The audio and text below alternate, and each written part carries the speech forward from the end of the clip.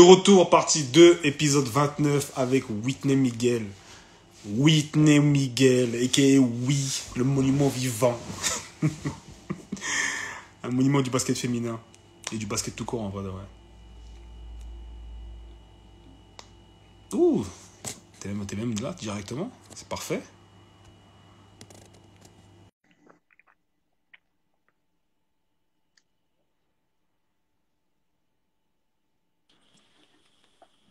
Oui. What up, what up? Ouais, partie 2, partie 2, partie 2. Partie 2. Partie 2. Oui, donc, on a voulu te couper, mais haha. Hélas, la technologie. On revient. Hélas. Hélas. Je sais plus où Hélas. j'en étais. Attends, je mets juste mon téléphone à charger. Voilà. Parfait, il y a mon assistant qui m'a ramené mon chargeur. Parfait. Parfait. Assistante, meilleure amie, tout ça, tout. Tout. C'est multifonction, celle-là. D'ailleurs, les Garde filles, du doucement, corps, je vous ai vu transpirer hier, doucement.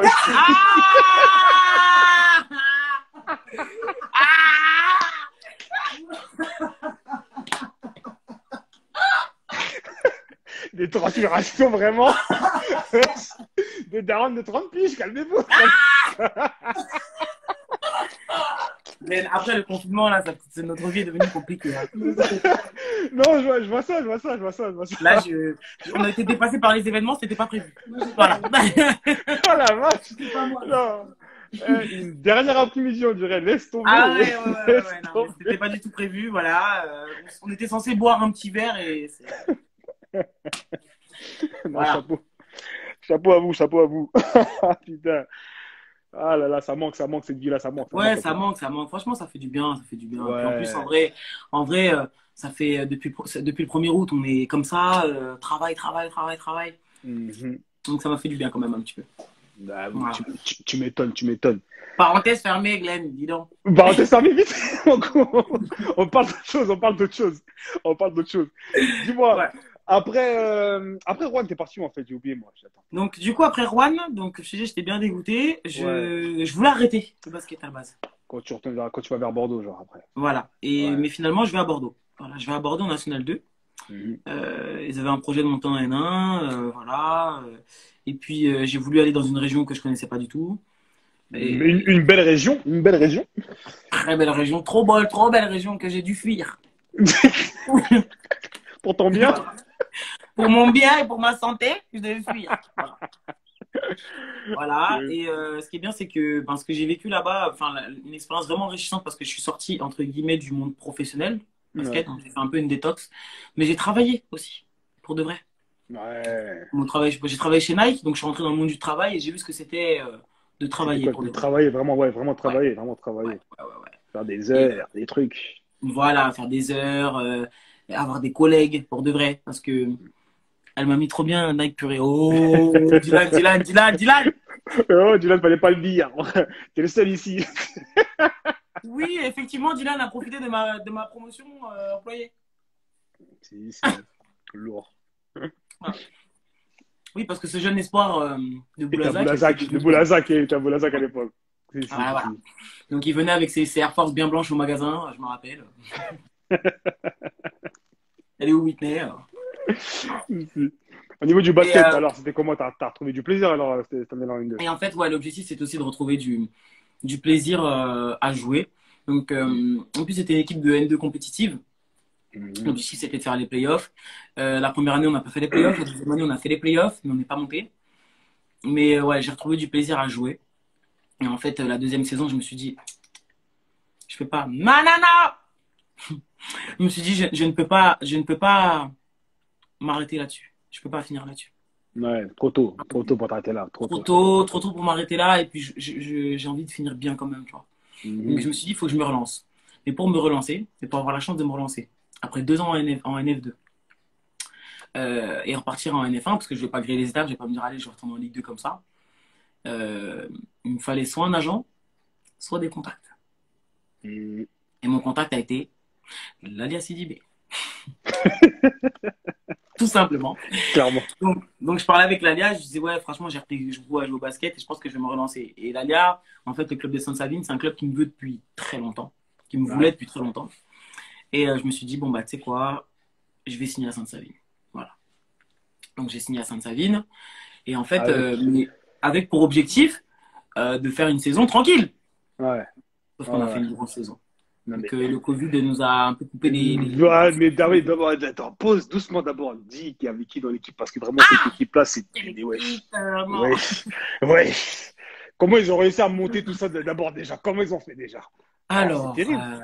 bah déjà, de toute façon, je pense que dans cette équipe, déjà, je donne 3 têtes. Je pense que ça va faire trembler certains, entre guillemets. Bah, moi-même, Lalia Sidibé et Majda Gariani. Voilà. Déjà. Pour commencer, déjà. Et big up à Majda Magossir aussi en même temps. Je sais même pas si elle est là, mais bon. Donc Majda. Après, derrière, bon, il y avait Amandine Boisgrelier, Hermine Gecko. Hermione. Voilà. Terrible. Là, donc il y avait qui d'autre? Il y avait Ophélie Maofé. Fatou, donc c'était une étrangère. Il y avait qui encore? Bah, il y avait la petite sœur de Lalia, Awa. On avait une équipe. Elle était faite pour fonctionner, cette équipe. C'était tout le monde se disait ouais, il va y avoir trop de caractère entre Majda, Whitney, Lalia. Mais justement, c'est ce caractère-là qui a fait qu'on était Kaira sur le terrain. Il y a eu un clic, ouais. Oh là là, il y avait une espèce de un truc que je pourrais pas t'expliquer. On était soudés, tout en ayant chacune notre petite vie, tu vois. Ophélie, elle allait en cours, on avait Amandine qui avait son taf, chacune faisait sa vie, mais en fait, quand on venait à l'entraînement, on était content de se voir, on était content de se la donner, en fait. Quand on arrivait à l'entraînement, on voulait se taper dessus, mais on savait pourquoi. Et quand on arrivait le samedi, on avait ce truc. Défoncer, pour tout tuer. C'était vraiment pour casser des bouches, en fait.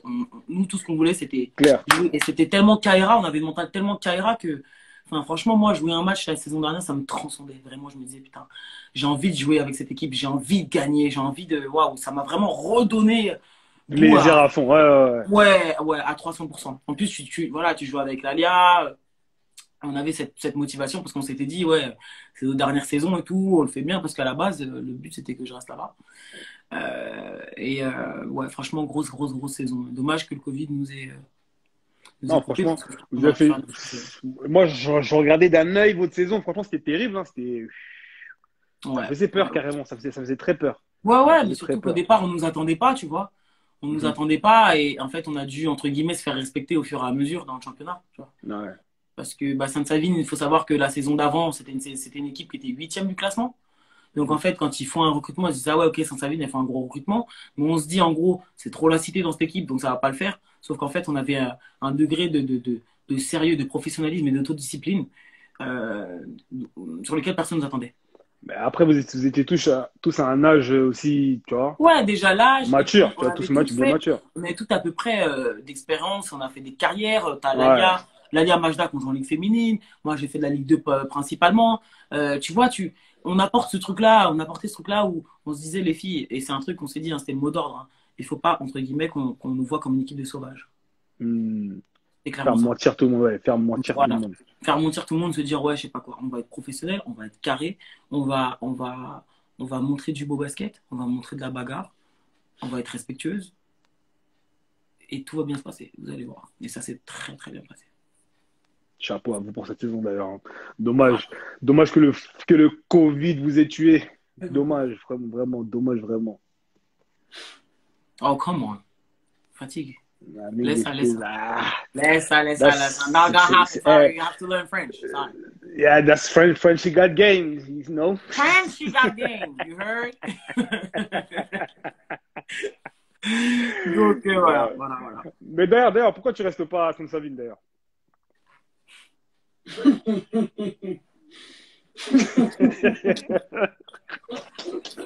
Qu'est-ce que tu veux savoir? Faut dire. Franchement, dire. Alors, je ne reste pas à Sainte-Savine parce que le club a décidé de ne pas me garder.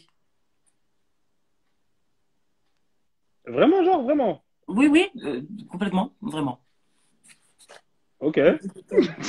Voilà, Ok. ils ont décidé de pas me garder. Oh oui, ce sourire, oui, oui, oui. Alors le club a décidé de pas me garder. Alors officiellement, parce que ce qu'on me dit officiellement, moi je m'en fous, je vous le dis. Enfin, j'ai aucun problème à le dire. Non mais toi calme-toi. Euh, c'est après la grosse saison que tu fais, on va pas être en mesure de t'augmenter. Parce qu'on sait que tu vas nous demander de l'argent, en vrai. Ce qui n'était pas faux, honnêtement. Voilà. Bien évidemment, j'allais me dire, parce que quand même, ce qu'il faut savoir, c'est que j'ai fait quand même un petit sacrifice financier, parce que je voulais tellement me relancer que j'ai vraiment revu mon tarif à la baisse. Ah, ok, ok, En ok. venant de NF2, je me En suis dit, arrivant, ok. voilà, en arrivant, je me suis dit, écoute, je prends le pari, je vais serrer. Au pire, si les fins de mois c'est chaud, là, me fera des chebs, il n'y a rien. Donc, il n'y a pas de souci. Mais il faut que je remonte, entre guillemets, que je peux encore jouer au basket. Voilà. Ouais. Parce qu'il y avait eu beaucoup de. Que je pouvais plus jouer au basket. Hein, que j'étais fini. Fallait que tu fermes des bouches. Fallait que je ferme des bouches. Mais moi, j'adore ça. Voilà. Parce que j'avais pris énormément de poids. Comme je te disais que à Bordeaux, j'ai fui cette ville. C'est la belle vie là-bas, pour de vrai. Enfin, tu taffes, tu fais des after-work, tu t'entraînes 2 fois semaine, on boit des coups, on s'amuse, etc. J'étais plus dans cette vie de gros, carré, je sais pas quoi. Ouais. Et il a fallu que je fasse un gros taf, donc j'ai perdu 13 kilos. Oui, à base de régime, régime hydrique, tout ça, oui. Voilà, Ouais. voilà. Ouais, franchement, toi, t'es ouf, t'es quelqu'un, toi. Hein. Oh là là. Ouais, je suis arrivé. Le truc, c'est que, tu sais, quand je veux quelque chose, en général, je vais le chercher. Même si tu vois, j'ai tendance à avoir un peu un poil dans la main, je suis un peu une flemme et tout. Mais le jour où j'ai décidé que je voulais quelque chose, je le fais. J'y vais. Donc voilà. Donc je suis arrivé, voilà, je me suis affûté, j'ai fait une belle saison et derrière, bah voilà, ils n'ont pas pu, entre guillemets, s'aligner avec assumer, ils ont pas pu t'assumer. Voilà, donc j'ai dit, ok, pas de souci, je vais aller voir ailleurs. Donc j'ai eu des belles propositions, notamment une proposition de la glacerie où je suis aujourd'hui. Et puis voilà, j'ai accepté et je suis là. D'accord. Et l'objectif de cette saison, c'est quoi pour vous à la glacerie? Écoute, c'est un sujet. L'objectif, la glacerie, c'est une équipe c'est une grosse équipe, c'est une équipe qui descend de Ligue 2. Voilà. La saison dernière, on était au coude à coude en fait toute la saison. Donc en fait, on a été première, puis après, on s'est repassé devant. Donc en fait, on était derrière. Il y avait l'équipe de Matanga qui nous collait aux fesses la saison dernière. Mais voilà, l'objectif de la glacerie, c'est clairement de monter. Et en fait, avant le Covid, elles étaient en route pour monter. Voilà. Donc l'objectif cette année, bien évidemment, c'était de monter. Sauf que on se retrouve en fait en début de saison sur des matchs vraiment compliqués. Voilà, c'est compliqué. Il y a beaucoup d'ajustements à faire. On a encore énormément de travail. C'est un effectif qui a été renouvelé à plus de 50%. Voilà, le club a perdu pas mal de joueuses et des joueuses quand même importantes. Hein.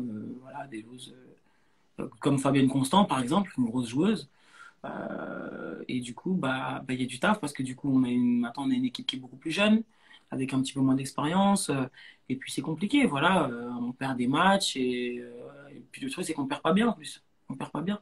Moi, je suis contente, entre guillemets, aujourd'hui de revoir ma ride or die Leslie, sauf que Leslie, elle me met 30 points hier, quoi. Hier soir, oui. J'ai vu le score. Je dis, oh, voilà. Seigneur. Donc, je comprends cette nuit. Il fallait passer une bonne nuit. Il fallait passer une bonne nuit, vraiment, juste après. Beaucoup de frustration. Honnêtement, ouais, moi, à évacuer. Voilà, j'aime pas perdre. Je suis une très mauvaise perdante. Très, très mauvaise perdante. Je peux pas dire, les phrases là, l'important c'est de participer là. C'est pas à moi qu'il faut dire ça. C'est pas la peine. Et j'aime pas perdre. Et hier, j'étais vraiment énervé parce qu'en fait, je connais, et je le dis sans filtre, hein, je connais le potentiel de notre équipe. Je sais exactement comment on peut jouer. Je sais et en fait, quand je vois en fait ce qu'on produit aujourd'hui sur le terrain et que je vois à quel point on n'est pas encore là, ça fait chier. Mais voilà, il faut garder confiance et continuer à travailler. On a dit ça au charbon. Et puis la saison est longue. La saison est longue. Hein. La saison est longue. La saison est longue. À l'ensemble, ils font les malines là. On va les voir la semaine prochaine. À Dispo. Voilà, en Alsace, on va voir. Laisse-le, on va suivre ça. On va suivre ça fort.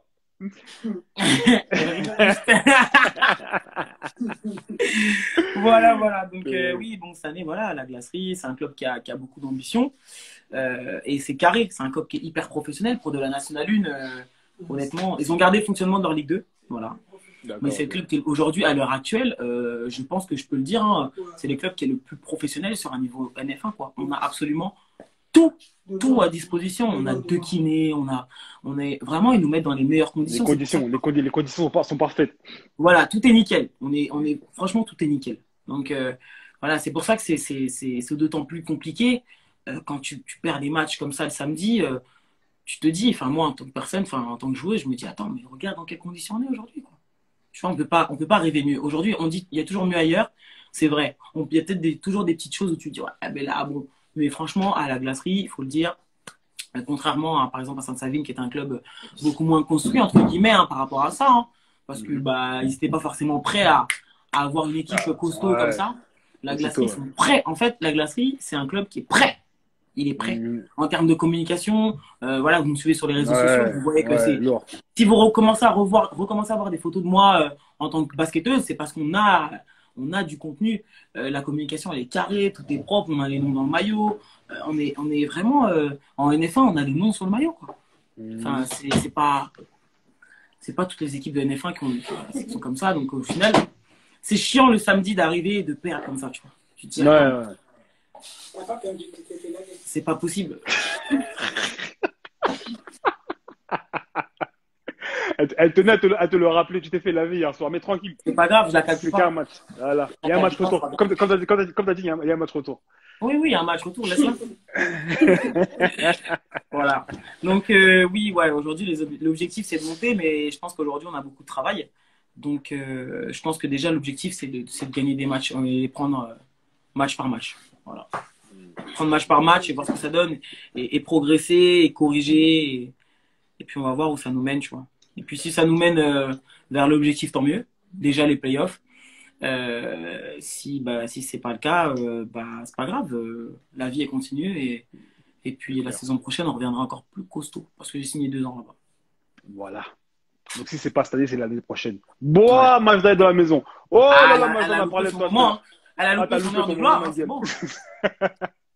Oh, t'abuses. Elle a loupé son heure de gloire, Majda. C'est ça son problème. Toujours, elle arrive après celle-là. Je te jure, toujours en retard, terrible. Bon, vas-y, je vais te poser quelques questions et tu me réponds du tac au tac, d'accord? Oh là là! Ouais. Tu vas me piéger, hein? Dis-moi. Non, c'est léger. Dis-moi quel coach t'as le plus marqué? Rachid Méziane. Ah, pourquoi? Vas-y, dis-nous tout. Rachid Méziane parce que déjà, c'est le coach qui m'a fait venir à Challes-les-Eaux. Et c'est le coach qui a réussi à me cadrer, à me canaliser. Voilà. Clairement.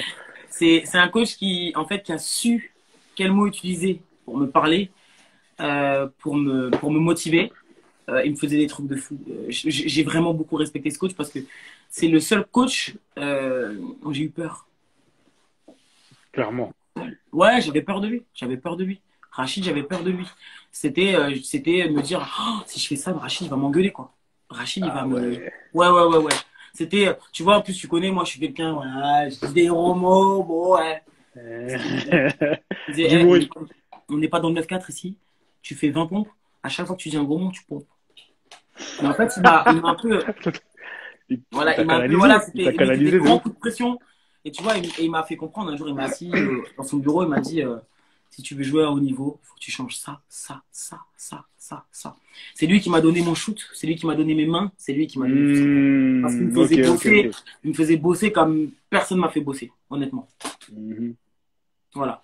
Et même dans son mindset, tout ce qu'il m'a transmis, même aujourd'hui, hein, jusqu'encore aujourd'hui, honnêtement, Rachid Méziane, quand je l'ai recroisé, parce que maintenant il est assistant coach d'équipe de France. Je l'ai recroisé quand moi je jouais avec l'équipe nationale d'Angola. On a joué contre l'équipe de France, donc j'ai rejoué contre Andy Miem. Est-ce que tu lui as rendu un peu? C'est pareil aussi quand même. Bon, Andy Miem, c'est quand même un poids lourd, hein, je suis désolé, hein, c'est un poids lourd du basket français. C'est une joueuse très forte. Mais quand même, t'as vu, j'avais plus 18 ans, t'as capté? Mais bon, voilà, bon, c'est quand même fait laver, hein, vous connaissez, hein, c'était l'équipe de France, hein, frère. C'était un match de préparation. Mais, un match d'exhibition. Voilà, c'était une exhibition, c'était à Limoges. Moi, j'étais toute contente parce que je venais jouer en France, t'as capté. J'étais contente parce que j'ai fait un bon tournoi pour ma part, voilà, contre le Brésil et contre la France. Mais quand je l'ai revu, il était fier de moi, et le fait que Rachid soit fier de moi, ça m'a fait quelque chose. Donc c'est pour te dire que Rachid, et jusqu'à aujourd'hui, moi si je vois Rachid dans les tribunes, ça va me faire quelque chose. Et reparler avec Rachid, des fois il y a des moments où j'ai envie de l'appeler et lui demander des conseils. Mais ouais, il a d'autres problèmes. En tout cas, big up à Rachid et merci à lui. Hein. Merci à Rachid, bah ouais, voilà. Ah ouais. Bon, on continue. Quelle est la coéquipière la plus talentueuse avec qui tu as joué?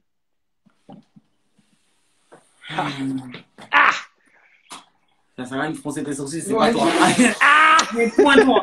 Parce qu'il y a les copines, il y a les autres aussi. Ça, là, tu vas mettre ton nez. Je m'en bats les couilles. Vas-y, dis-nous tout. Parce qu'il y a les copines qui vont plus me parler, vraiment. La coéquipière la plus talentueuse avec laquelle j'ai joué. Ouais. Clémentine Sanson. Elle est énervée. Non, elle a acquiescé. Clémentine Sanson, c'est. En plus d'être une amie, c'est une joueuse. Elle a un game, les gars, elle est forte. Elle joue comme un garçon. Moi, j'adore ça. Elle a un cross. Clem, vraiment, Clem. On pourrait même prendre ça. Ouais, franchement, ouais. Clémentine Sanson, la plus talentueuse, vraiment. Après, peut-être que j'en oublie. Je sais pas, il y en a plein, tu vois. Mais non, là, je dirais Clémentine Sanson. Ouais. Pas tout de suite. Là. Claire. Donne-nous ton meilleur groupe dans lequel tu as évolué. Le meilleur groupe, la meilleure équipe. Groupe ou équipe, comme tu veux, tu vois. La saison dernière à Sainte-Savine. Clairement. Sur tous les plans. Basket, humain. Et hors basket. Hors basket. Ouais, tout. Claire. Comme quoi c'est important. C'est important d'avoir un méchant groupe. C'est ce qui a fait qu'on a gagné des matchs. Vraiment, quand on arrivait le samedi, c'était vraiment parce qu'on voulait jouer l'une pour l'autre, pour de vrai. Voilà. Le partage avant tout. Exactement. Et c'était une valeur qu'on partageait toutes. Donc, et pas besoin de se le dire, en fait, on le savait. Donc, vraiment, c'est la meilleure. Et ce sera, je pense, j'ai pas fini de jouer encore ma carrière. Hein. Et c'est pas pour dire que j'aime pas mon groupe aujourd'hui, hein, au contraire. C'est que cette année m'a vraiment marqué. Elle a marqué ma carrière aujourd'hui. Vraiment. Claire. Voilà. Claire. Bon, niveau son, dis-nous, il y a quoi donne-nous 3 sons. 3 sons. Parce que toi, niveau son, on te connaît. Donne-nous 3 sons que tu écoutes avant les games. Bon, alors moi, mes influences sont très, très, très portées hip-hop. Hein, voilà. Très, très beaucoup. Très beaucoup, voilà. Beau français, US, beaucoup plus US que français. Mais j'écoute des sons en général un peu sauvages avant les matchs. Parce que voilà, j'ai besoin de ça. Ça te motive bien. Ouais, ça me motive bien. Donc en fait, j'ai pas de son. En gros, j'ai des playlists un peu drill, tu vois. Tout ce qui est Fivio. Même, j'aime bien. Moi, j'aime beaucoup. Comment ça s'appelle? L'anglais, là. Toi, tu dois connaître en plus, toi. Uncho? C'est de la drill. Uncho? Non. Non, pas Uncho. Oh, attends, bouge pas. Ah non, ça va couper le live si je regarde. Mais je vais retrouver son nom, c'est grave facile. Bon, si je le retrouve, je te dis. Donc, j'écoute beaucoup de drill. Avant de jouer, Booba, obligé. Je peux pas jouer un match sans écouter un Booba. C'est pas possible. J'avoue, même moi, il est dans ma playlist, même si en ce moment il casse les couilles, il est dans ma playlist. Ouais, oui, mais bon, si tu connais, c'est pas maintenant. Le Booba, j'écoute, en général, j'écoute West Side. C'est cet album, c'est de West Side que j'écoute parce que j'aime vraiment cet album. Pour moi, il est carré, c'est. Carré de ouf. Carré de chez carré. Donc voilà, c'est West Side. Donc pour ceux qui ne savent pas, c'est l'album où il y a Bulbi et Garde la pêche. Pour ceux qui. Voilà.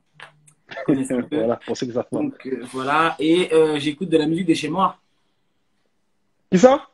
J'écoute de la musique de chez moi. De chez toi. Ah, ok. Avant les games? Ouais, Kuduro, à fond. Koudou l'enfant. Oui, c'est pour ça, après, on voit sur les vidéos. Donc, tout ce qui est Koudou, voilà, des fins, afrobeat, tout ça à fond. En fait, j'ai besoin de musique, j'ai besoin de musique qui va, tu sais, qui vont me transcender. J'ai besoin de chanter. Moi, je suis très expressif. Donc, en fait, quand tu me regardes sur un échauffement, tu peux penser que je suis complètement folle. Parce qu'en fait, j'ai mes AirPods et je chante, mais fort. Je danse et je dis mon truc. T'inquiète pas, on est ensemble, on est pareil sur ce truc-là. Voilà. Moi, je connais des gens dans mon entourage, tu vois, par exemple, tu vois, qui, avant les matchs, ils écoutent des trucs, des sons de Pocahontas, tout ça. Après, chacun ses choix. Attends, moi, j'ai un truc ici. J'ai un de mes gars avec qui je vais l'en passer. Je vais pas dire son nom aujourd'hui parce que je ferai son live plus tard. Il écoute des sons avant les games, tu flippes. Il écoute du Zouk, il écoute du Aya, il écoute du Aya, tout ça. À mon avis, même là, il écoute du Weshden carrément. Ah ouais? Je dirai pas son nom parce que je vais le faire plus tard. Mais d'accord, ok. J'ai dit, mon gars, c'est pour ça après t'es soft.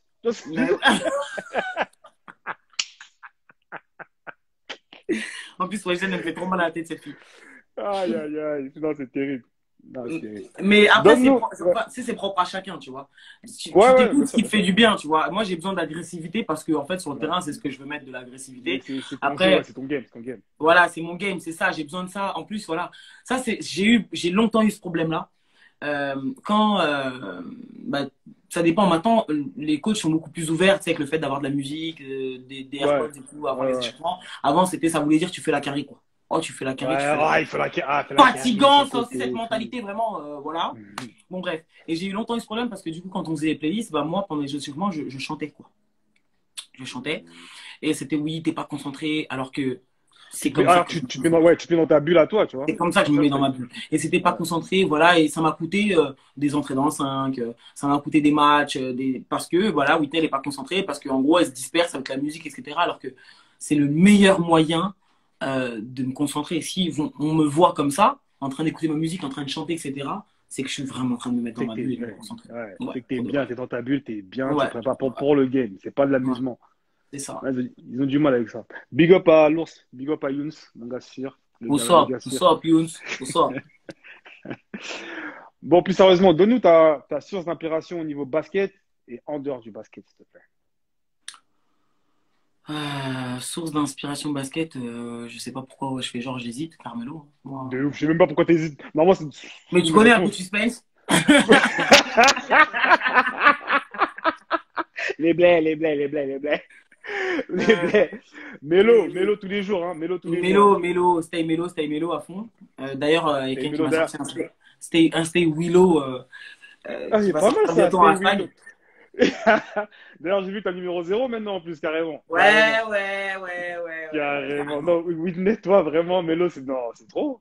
En fait, je vous explique, parce que comme ça, je vais le dire en live, en direct, parce qu'en fait, je crois que les gens, vous avez toujours pas compris. On est mariés avec Carmelo, en fait. Vous le savez pas. Ah. On s'aime, en fait. Ouais. Il y a que lui et toi qui savait ça. Hein. Ouais, c'est un secret d'état, t'as capté, je peux pas le dire.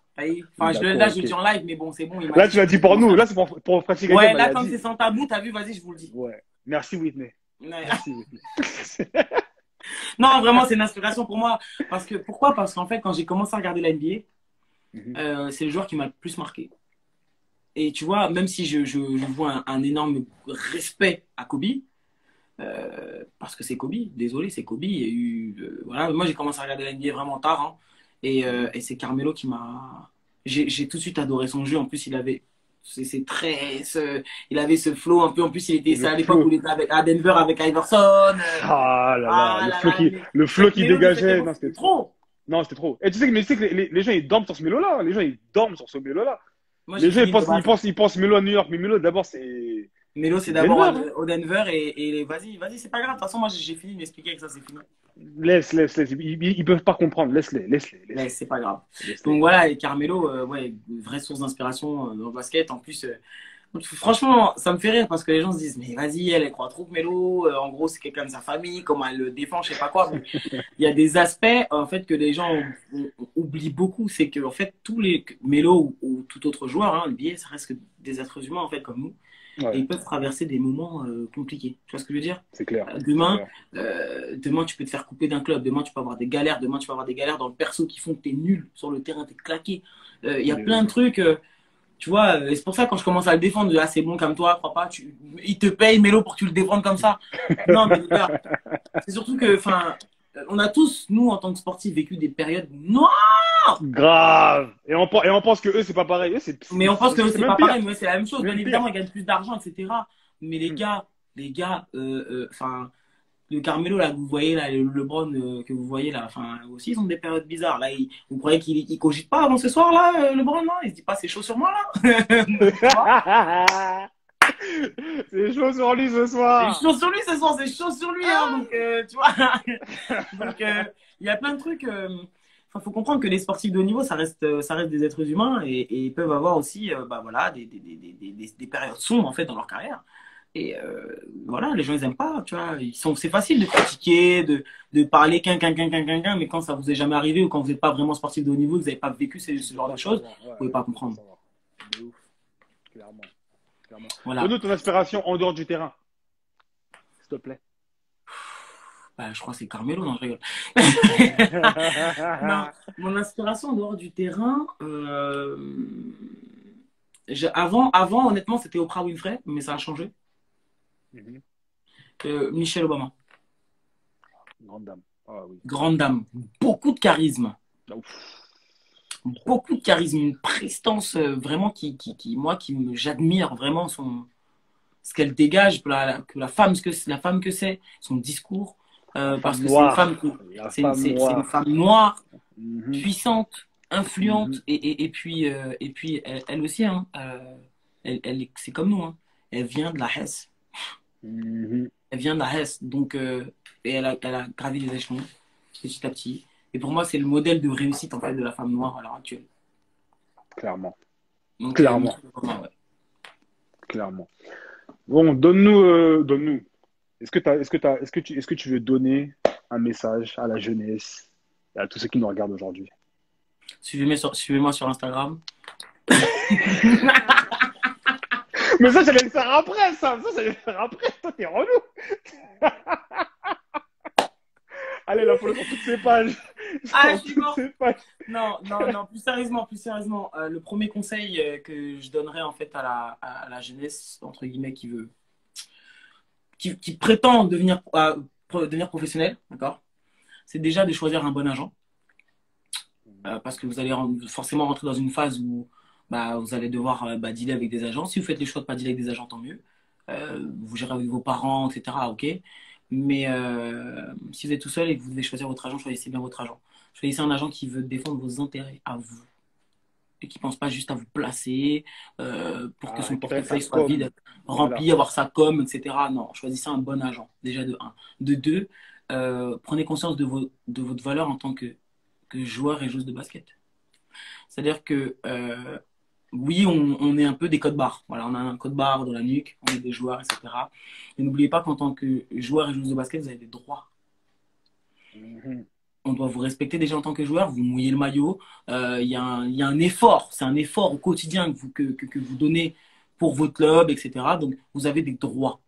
Et ce n'est pas parce qu'aujourd'hui, on va vous dire « Oh, vous avez la chance aujourd'hui de faire du basket votre métier, de votre passion votre métier, donc en gros, faites pas trop les malins, n'en demandez pas trop. » C'est faux. C'est faux de ouf. Il faut que vous soyez hyper exigeant. Grave. Voilà.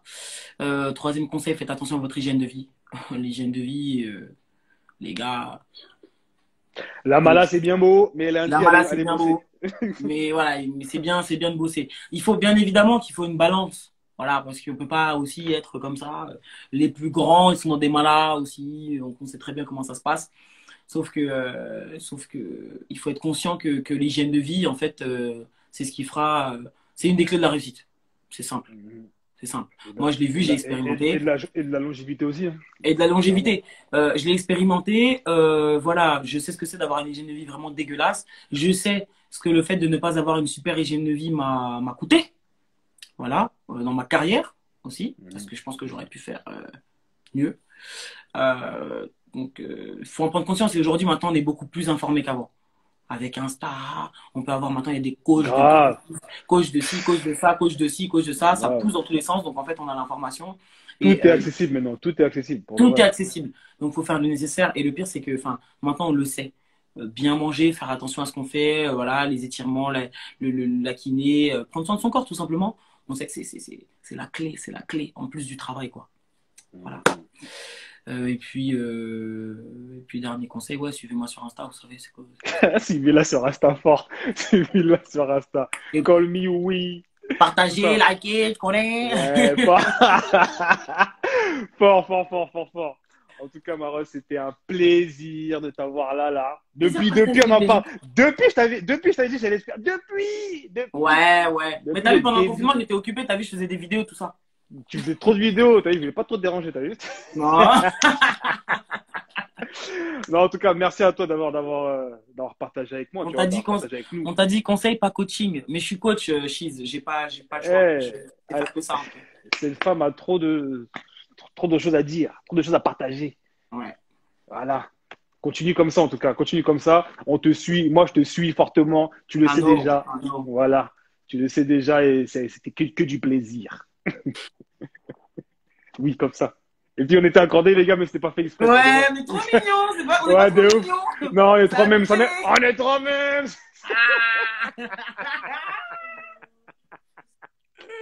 Allez, bah. Vas-y, je vous laisse tranquille. Merci à tous. Merci d'avoir participé au live. C'est cool. De ouf. Bonne saison à toi et on se Merci. Connais. Bye. Connais. Voilà, c'était la fin de l'épisode 29 avec notre ami Whitney Miguel, a.k.a. Oui Melo. C'était un plaisir. Rendez-vous la semaine prochaine à 5h. Comme d'habitude, on est ensemble. Peace. Merci à tous de passer au fait. Ça fait plaisir.